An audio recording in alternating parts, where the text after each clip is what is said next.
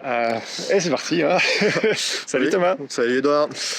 Ben voilà, on est deux gérants d'agences web dédiées à l'e-commerce. Puis on se disait, tant qu'à papoter et échanger entre nous, pourquoi pas échanger avec vous sur différents sujets. Qu'est-ce qu'on pourrait bien aborder aujourd'hui? Exactement, moi j'ai une marotte qui revient souvent, euh, ce sont les clients qui comparent systématiquement tout ce qui se fait avant de se décider à faire quelque chose pour eux-mêmes, que ce soit lors du lancement d'une activité ou une fois qu'ils sont établis. Et ça, hein, c'est mal. Tu veux dire les gens qui comparent leur intérieur à l'extérieur des gens et qui sont toujours déçus en regardant l'Instagram des autres par rapport à leur vraie vie ou... Alors il y a l'effet réseau social et on se compare et on se déprécie, ça c'est un fait, mais il y a aussi le côté benchmark, on va dire, où on va aller chercher les bonnes pratiques sur différents sites, où est placé tel bouton, comment sont introduits les produits. Euh, c'est vrai qu'il y a souvent des bonnes idées à aller chercher, de l'inspiration, mais ce que j'observe chez beaucoup de personnes, c'est qu'au bout d'un moment, on se perd à vouloir prendre ce qu'il y a de meilleur chez chacun. Ah ouais, mais j'allais dire par contre l'inspiration, moi c'est marrant parce que j'aurais presque le discours opposé de toi pour l'instant. C'est moi souvent je conseille aux gens de aller quand même chercher ce qui se fait ailleurs. C'est quand même beaucoup plus facile que réinventer la roue. Et venez plutôt avec une ou deux bonnes idées. Et en général ça suffit amplement à faire déjà un beau site quoi. Alors, une ou deux bonnes idées, je pense que tu as dit l'essentiel, c'est sélectionner qui va compter beaucoup. Parce que le plus compliqué souvent, c'est de faire simple. Et faire simple, ça consiste à choisir, à couper des solutions pour en privilégier quelques-unes. Bon, Et c'est toujours douloureux. toujours douloureux. C'est toujours douloureux. Donc si on vient avec une ou deux bonnes idées, ben là, le travail est déjà fait. Donc je vais suivre ton conseil sur...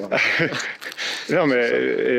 est-ce que tu as raison, c'est le temps et l'effort que ça peut prendre de faire un vrai benchmark dans les règles de l'art. Pour faire quoi au final quoi? Au final, qu'est-ce que les gens arrivent généralement à ressortir de positif d'un benchmark complet de leur marché? Alors c'est vrai que c'est intéressant quand on fait une étude de marché pour savoir ce qui se fait et savoir se positionner, ça indéniablement. Mais ce que j'observe aussi souvent, c'est que on a tous un temps de travail limité. Et si on regarde ce que font les autres, souvent on oublie de regarder qui l'on est et ce qu'on fait nous-mêmes. Comment se mettre en valeur, comment faire en sorte d'affirmer notre identité, pour peu que d'ailleurs qu'on sache exactement en quoi elle consiste. Clairement. Et toi, tu conseilles plutôt d'aller chercher, étudier quand même un petit peu le marché à l'étranger, voire même aux États-Unis, en se disant ils ont un peu d'avance, ou bien aller chercher plutôt des marchés connexes, mais sur le territoire, en se disant tiens, c'est là qu'il y a peut-être quand même des bonnes idées à les prendre, mais en lien avec ma cible qui existe déjà. Alors souvent je conseille d'aller voir aux Je sais pas États-Unis. si ma question était claire. Elle sera claire pour moi. Et puis... non, c'est vrai que c'est intéressant de voir ce qui se fait aux États-Unis parce qu'il y a une façon très directe de vendre. Ils sont en avance structurellement d'un an ou deux sur à peu près tout ce qui se fait dans le web. Donc aller voir prioritairement ce qui se fait là-bas, ça permet souvent d'aller voir qu'est-ce qui va se passer demain et on peut anticiper un petit peu en se positionnant comme ça. Puis les Américains, ils ne lésinent pas sur le positionnement et l'affirmation de soi. Ouais. Parfois de façon un peu choquante pour nous Européens, mais en tout cas, c'est efficace. Et quand on parle d'affirmation, c'est vrai qu'il y a quand même toujours ce grand oublié du... On est tous tout le temps débordés hein, dès qu'on est en train de regarder un site web, en général sur son smartphone, quelque chose passe à la télé, quelqu'un rentre dans la pièce, enfin, on oublie vite ce qu'on est en train de faire et on a 1000 autres sites à aller visiter. Donc il y a des théories qui disent qu'on a, je sais pas, une à 3 secondes sur un site web à se dire ok, on est sur le site qui pourrait nous intéresser. Je suis prêt à y mettre un peu plus de temps, à aller visiter différentes pages pour voir si je vais trouver ce qui m'intéresse spécifiquement. Toi, tu as l'impression que comment on peut faire ça pour réussir à... C'est quoi les bonnes solutions pour, en 2 secondes, attirer quelqu'un et essayer de lui faire passer le bon message? Alors, je pense il y a deux versants à ça. C'est qu'on veut attirer des personnes et les faire rester sur le site, mais on veut aussi faire en sorte que ceux qui ne sont pas intéressés s'en aillent tout de suite. Et il ne faut pas chercher à plaire à tout le monde. C'est la meilleure recette pour faire du fad. Et dans ce domaine-là, encore une fois, montrer qui l'on est, comment on travaille, sa philosophie, ça va être plus important que d'essayer de faire quelque chose qui ait l'air soit professionnel, soit pour plaire au plus grand monde. si on plaît déjà à 10% des gens, en général, c'est déjà beaucoup. Ouais. Et plutôt par de la photo que du texte ou de la vidéo en 2 secondes, de la photo.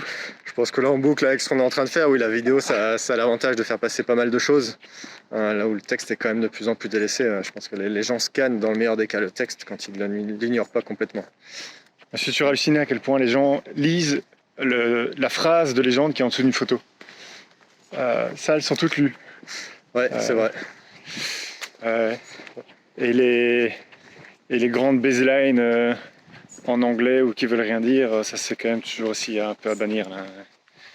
On a quelques exemples comme ça. Notre client AGC qui fait du verre, là, leur baseline c'est You dream it, we build it. À quelle boîte ça ne s'applique pas Ouais, c'est difficile de ne pas être trop générique. Ça, à quelle boîte ça s'applique pas, y compris à nous d'ailleurs. Donc on soignera bien le texte sous la vidéo. Voilà. Quel autre sujet on pourrait aborder On a vite fait brainstormer sur deux, trois trucs. Est-ce que cette nouvelle loi sur le prix, sur la limitation des heures du personnel de livraison, donc les livreurs, donc maintenant c'est limité, ils peuvent travailler maximum 9 heures par jour, 56 heures par semaine, 90 heures sur 2 semaines. Toutes les grandes sociétés de livraison privées ont annoncé que leur prix augmenterait d'environ 10%, 10,6 en moyenne je pense, sauf Bipost qui pourrait peut-être bien s'en sortir. 10% d'augmentation de la livraison sur un pays où les livraisons ne sont déjà pas les meilleurs marchés. Qu'est-ce que ça va donner pour la suite de l'e-commerce? C'est le client qui va payer ou l'e-commerçant? C'est vrai que c'est un sujet clé. La logistique, c'est là en général où les clients vont laisser la note sur un site alors que c'est précisément la seule partie qu'on ne contrôle pas. Les actions promo où on offre la livraison, c'est celle qui marche le mieux en général. Donc c'est vraiment le point clé de la logistique et ma conviction personnelle, c'est que même avec 10% d'augmentation, c'est quand même sous-évalué par rapport au coût réel que ça peut représenter si on cesse d'exploiter la plupart des livreurs. C'est pas pour rien que autant de turnover et de difficultés dans ce secteur, c'est que c'est quand même difficile de travailler là. En n'oubliant pas que c'est la livraison rapide qui est la plus énergivore, que si on est d'accord de faire de la livraison un peu plus lente, déjà si ça vient de l'autre bout du monde, ça peut venir par bateau plutôt que par avion.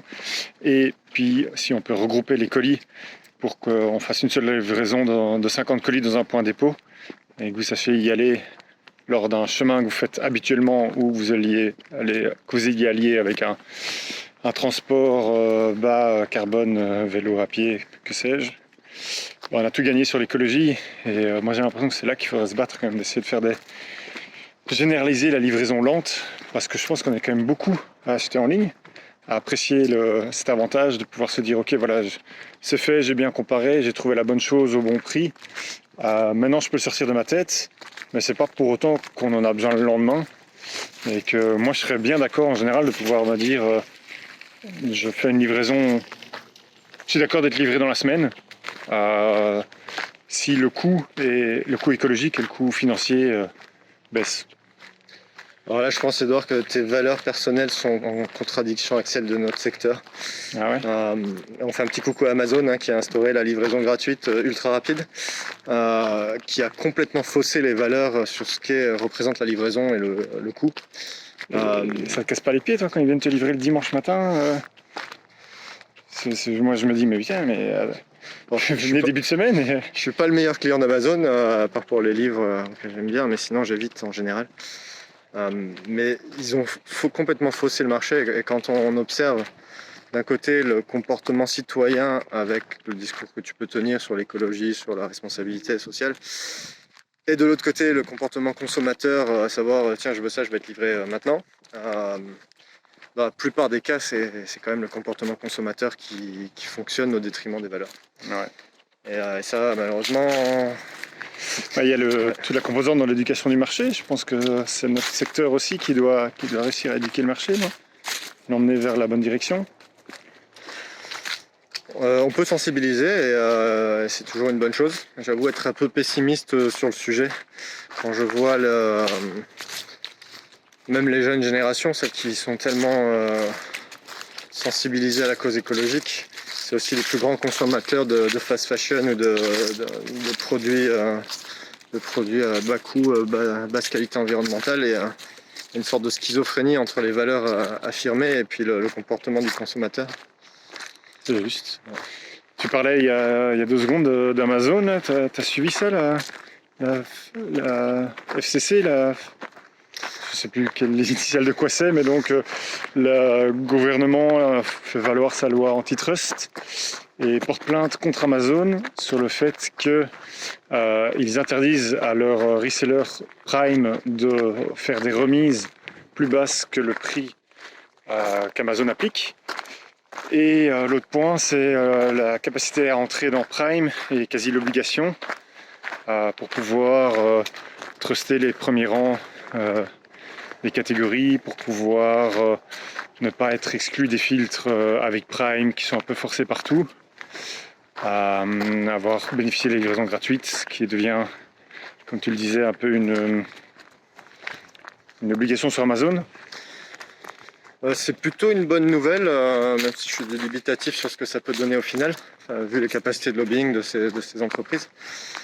Et c'est vrai qu'on a un modèle dans la tech de domination extrêmement brutal, que ce soit les exemples que tu viens de citer pour Amazon, ou le Uber qui s'est construit en cassant les prix, en littéralement ruinant la concurrence, et tout ça en finançant avec des investissements à crédit.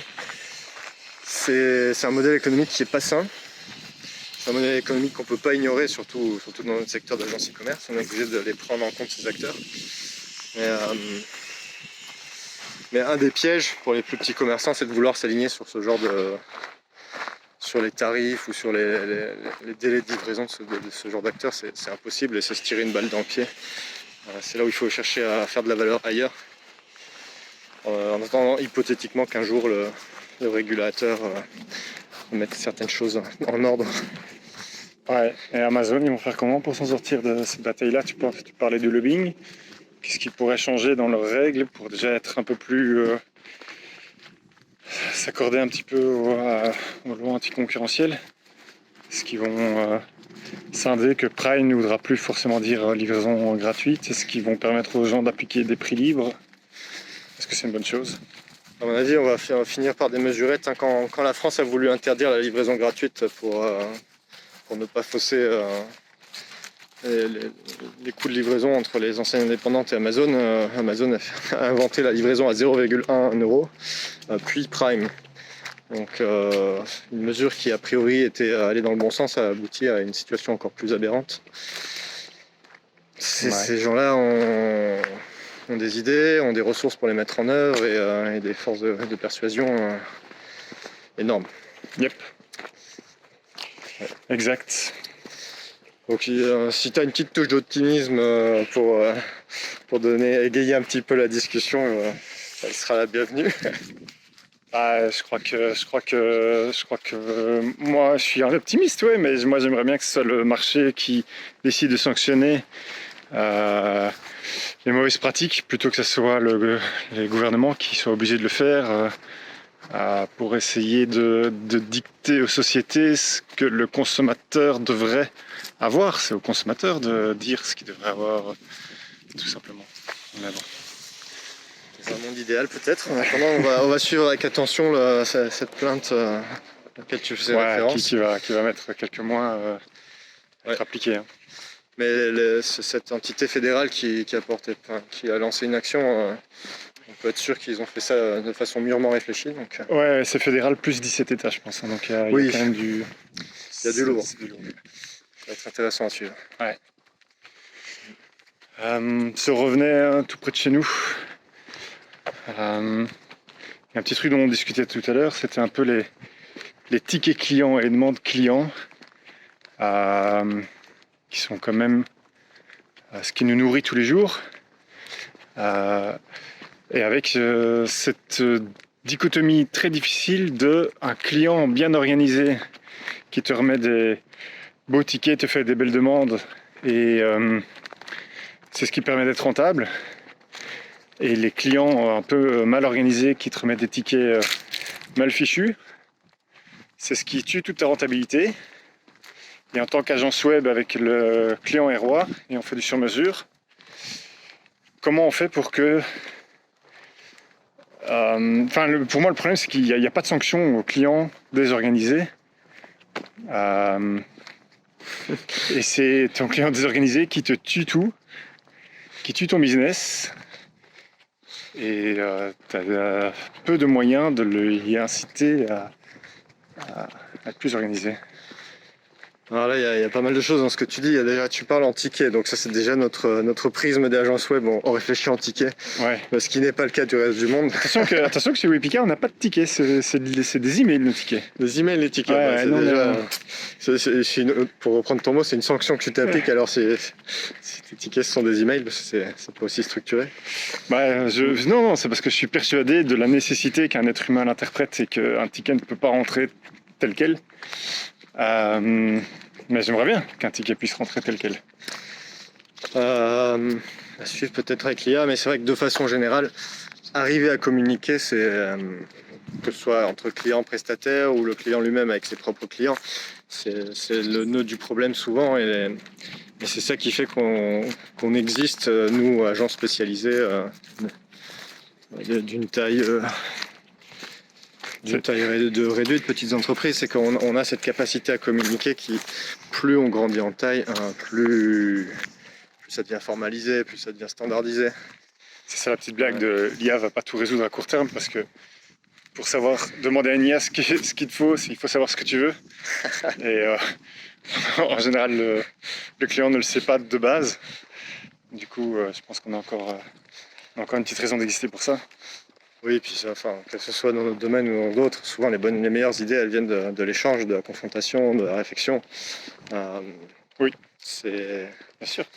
Je pense que c'est ça qui fait qu'on est passionné par ça. De toute façon, que l'échange et la confrontation, l'IA, elle peut t'apporter un interlocuteur pas inintéressant. Hein. Je dis pas que ça vaut un être humain, mais c'est vrai que la connaissance du monde. Ouais. Oui, ça permet de tester les arguments aussi et de demander d'avoir un retour sur ses propres arguments. C'est vrai que c'est un nouveau paradigme mental.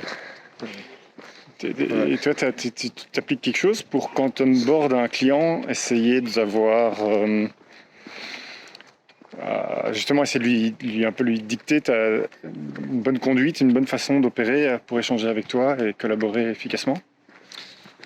Alors nous on a introduit notre guide, donc on a des tickets, donc le guide sur comment bien rédiger des tickets. Et au-delà du fait que ce soit des tickets, c'est aussi avoir des titres clairs, scinder les sujets, faire en sorte que on ne fasse pas dériver une discussion qui a commencé sur un point A vers le point B, C, D, et à la fin plus personne ne sait de quoi on parle. Il y a un certain nombre de choses comme ça qui, quand elles sont mises sur la table dès le début, permettent vraiment d'améliorer la communication et l'efficacité pour tout le monde. Et nous-mêmes, on y revient régulièrement à ce guide pour nous-mêmes. C'est un processus continu en fait. Ouais. Génial. Bon, ouais, mais si les gens veulent collaborer avec toi, ils peuvent te trouver où?